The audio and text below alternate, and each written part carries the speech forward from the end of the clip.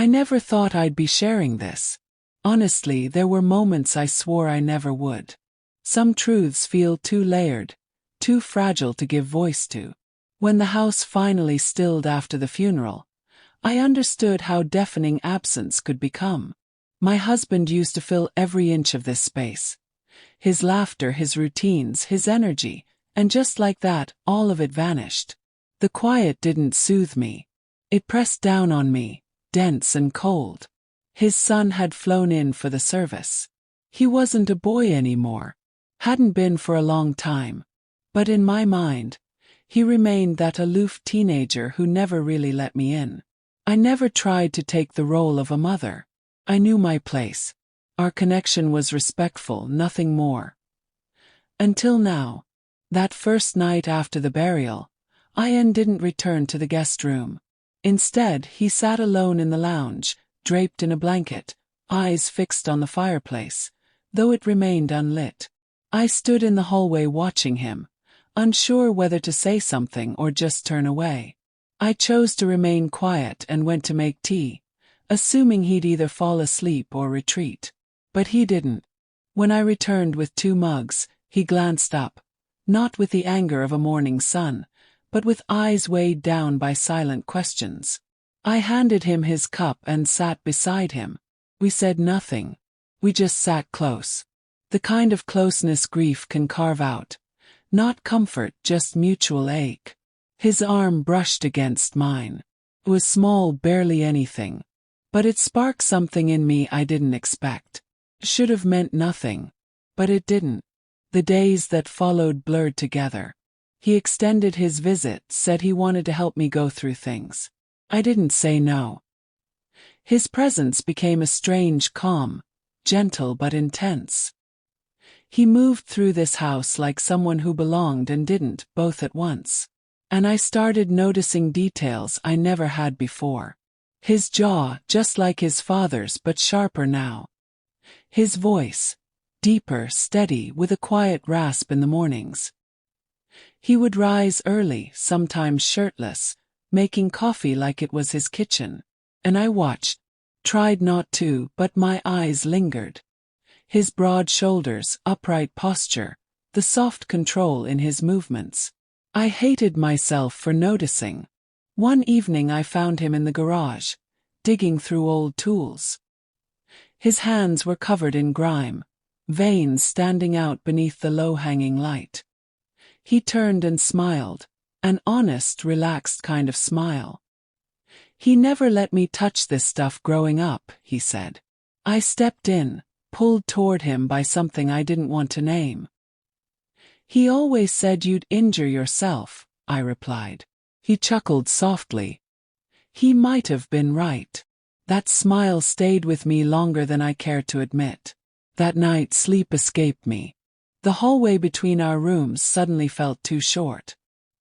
His voice, low and calm, replayed in my mind like a quiet stream over stone. I tried distracting myself, reading, cleaning, watching old TV shows. But the emptiness pressed hard.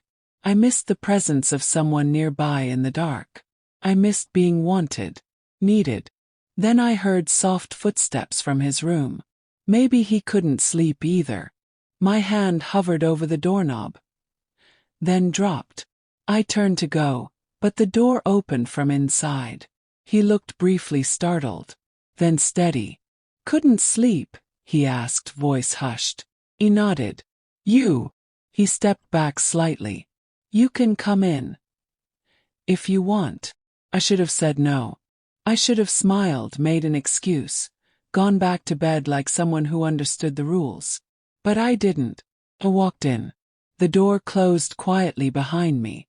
And we stood there, not speaking, not moving. He was close. So close I could feel the heat from his skin. There was a moment. Trembling.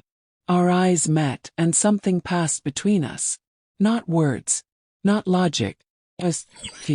"I don't know what's happening," I whispered, ashamed of how shaky I sounded. He took a small step forward. "Me neither." His hand brushed mine. Barely there. But it sent a wave through me. The air between us was thick, charged. We sat at the edge of his bed. The sheets cool. The room faintly scented with soap and clean clothes. He looked at me like he was trying to read my thoughts, like he needed a sign. I shouldn't be here, I said. But I didn't move. He reached for my hand again. This time he held it. Steady.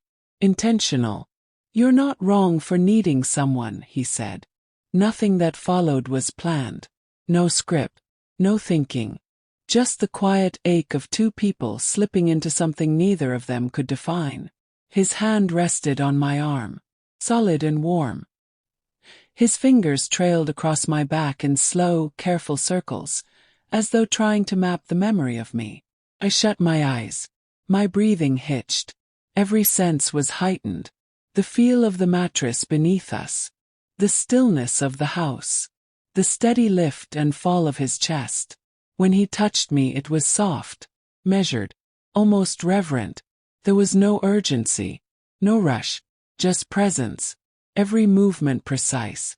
Every sound, soft inhales, the quiet groan of the bed frame, felt like part of a rhythm only we could hear. It was an exploration, a rediscovery. He wasn't trying to take. He was trying to understand. And I let him. My heart thundered in my ears. His forehead leaned into mine, and for a second we didn't move, afraid that motion might break whatever we had just stumbled into. Tears stung my eyes, not from sadness, but from the overwhelming flood of feeling something again. When we eventually laid down side by side, our hands found each other naturally. The chill in the room had vanished.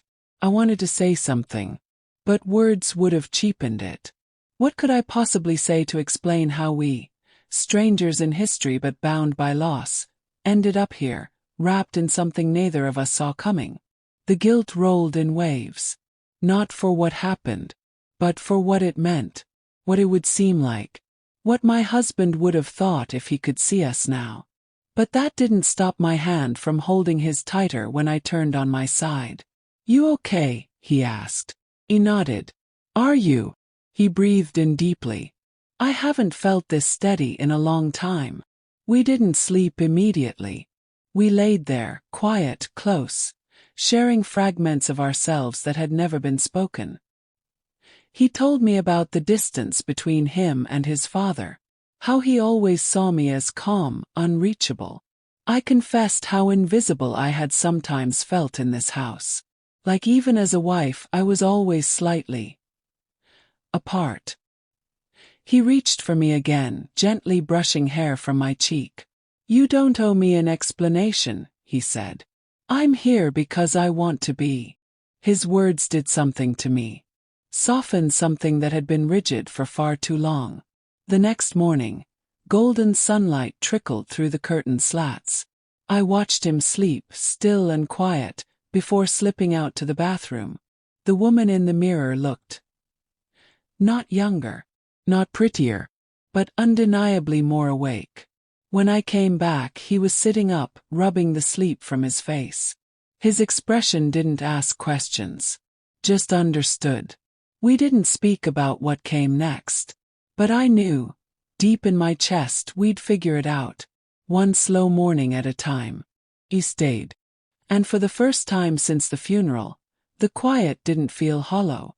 It felt open, like something new had taken root. And I allowed it, whatever it was, whatever it might become. I stopped resisting. I let it wrap around me like a warmth I never believed I could ask for.